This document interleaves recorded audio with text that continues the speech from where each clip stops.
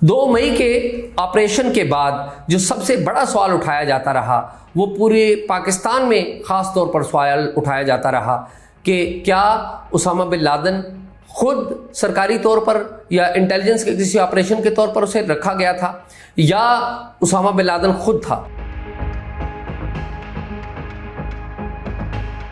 साल 2010 में एबटाबाद में कर्नल इकबाल सईदुद्दीन इंटरेस्टेड थे कि वो उस कंपाउंड के गिर्द ज़मीन ख़रीदें जहाँ पर उसामा बिन लादेन रहते हैं। ये वो वक्त था जब किसी को पता नहीं था कि एबटाबाद के उस कंपाउंड में रहता कौन है, इवन कि उसके इर्द गिर्द जो लोग मौजूद थे उनको भी पता नहीं था कि यहाँ पर कौन रहता है। लेकिन इकबाल सईदुद्दीन को पता था कि यहाँ पर एक हाई वैल्यू टारगेट रहता है, क्योंकि इकबाल सईदुद्दीन को रिपोर्टेडली असाइन किया गया था CIA की तरफ से कि वो पता करें कि इस कंपाउंड के अंदर कितने अफराद रहते हैं और इस कंपाउंड के अंदर उसामा बिन लादेन की मसरूफियात क्या हैं, या वो वाकई यहाँ पर रहते भी हैं या नहीं। साथ ही साथ इकबाल सईदुद्दीन की एक दूसरी जिम्मेदारी थी कि इस कंपाउंड की मुख्तलिफ एंगल्स से तस्वीर लें। एक ये बात बताई गई है कि इकबाल सईदुद्दीन ही वो आदमी थे जिन्होंने अमरीकियों को सबसे पहले बताया कि उसामा बिन लादेन एबटाबाद के इस कंपाउंड में रहते हैं। दूसरी मालूमात यह है कि अमरीकियों को इस बात का पता था, लेकिन अमरीकियों ने इकबाल सईदुद्दीन को वेरिफिकेशन के प्रोसेस में शामिल किया और इकबाल सईदुद्दीन को वेरीफाई करने के लिए इस्तेमाल किया, बिल्कुल उसी तरह जिस तरह डॉक्टर शकील अफरीदी को वेरीफाई करने के लिए एक NGO के ज़रिए इस्तेमाल किया गया था। इकबाल सईदुद्दीन इस वाक़े के दौरान ही पुरस्रार तौर पर गायब हो गए और वो अमेरिका में नमूदार हुए। इस वक्त इकबाल सईदुद्दीन एक पुरतयश ज़िंदगी गुजार रहे हैं अमेरिका में। जब उसामा बिन लादेन के ख़िलाफ़ ये ऑपरेशन हुआ तो उस वक्त जो अमरीकी CIA के जो चीफ थे उन्होंने जनरल पाशा को फ़ोन किया था और जनरल पाशा को फ़ोन करके उन्होंने बताया था कि हमने उसामा बिन लादेन के ख़िलाफ़ ऑपरेशन किया है और उस ऑपरेशन को कामयाब कर लिया और हमने उसामा बिन लादेन को मार दिया है। इस पर जो अहमद शुजा पाशा हैं उन्होंने जो अमरीकी CIA चीफ थे लियोन पेनाटा, उसको उन्होंने मुबारकबाद भी दी थी कि आपने ये एक बड़ा कामयाबी हासिल की है।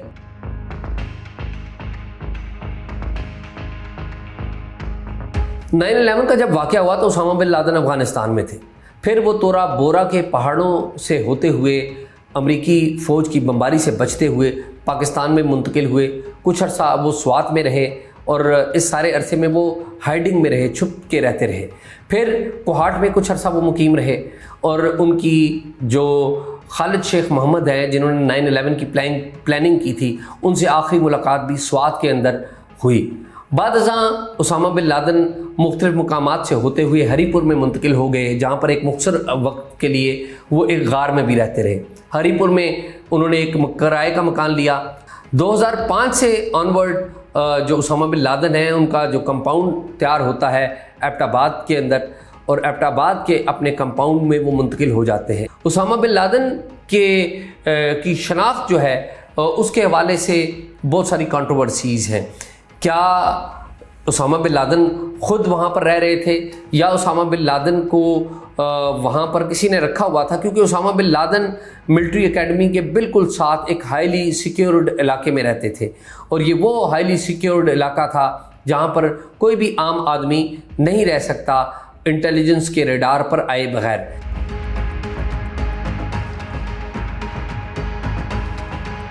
मामला ये हुआ कि जब इस ऑपरेशन के बाद जो सिविल और मिलिट्री जो ताल्लुकात हैं वो शदीद ख़राब हो गए। वो इतने शदीद ख़राब हुए कि पाकिस्तान की जो उस वक्त की जो सिविल हुकूमत थी उसको इस बात का डर हो गया था कि कहीं पर अमरीकी जो ऑपरेशन के बाद की जो सूरत हाल है उसके बाद कहीं ये ना हो जाए कि एक कू हो जाए, एक मार्शल लॉ लग जाए। लेकिन ऐसा नहीं हुआ। इस सारे मामले के ऊपर इन कैमरा पार्लियामेंट का इजलास भी हुआ। इस हवाले से तहकीकात का हुक्म भी जारी कर दिया गया और जस्टिस रिटायर्ड जावेद इकबाल की सरबराही में एक कमीशन बनाकर इस सारे मामले को एक तहकीकात की रुख पर मोड़ दिया गया। जस्टिस रिटायर्ड जावेद इकबाल की तरफ से जो तहकीकात हुई, एक कमीशन बना وہ کبھی سرکاری طور پر منظر عام پر نہیں آیا. اس کی ایک لیکڈ کاپی منظر عام پر آئی, لیکن جسٹس ریٹائرڈ جاوید اقبال کی طرف سے کسی بھی حکومت نے وہ تحقیقات منظر عام پر نہیں لائی, نہ اسے اپروو کیا کہ اسے پبلک ڈومین میں آنا چاہیے, جس میں تفصیل سے اس بات کا احاطہ کیا گیا تھا کہ 2 مئی 2011 کے واقعات کیا تھے اور اس کا پس منظر کیا تھا. Thank you for watching the full video. آپ میں سے بہت سے ایسے لوگ ہیں جنہوں نے شاید ہمارا یوٹیوب چینل سبسکرائب نہیں کیا. So if you want to support independent journalism and watch more meaningful content, please subscribe to our YouTube channel.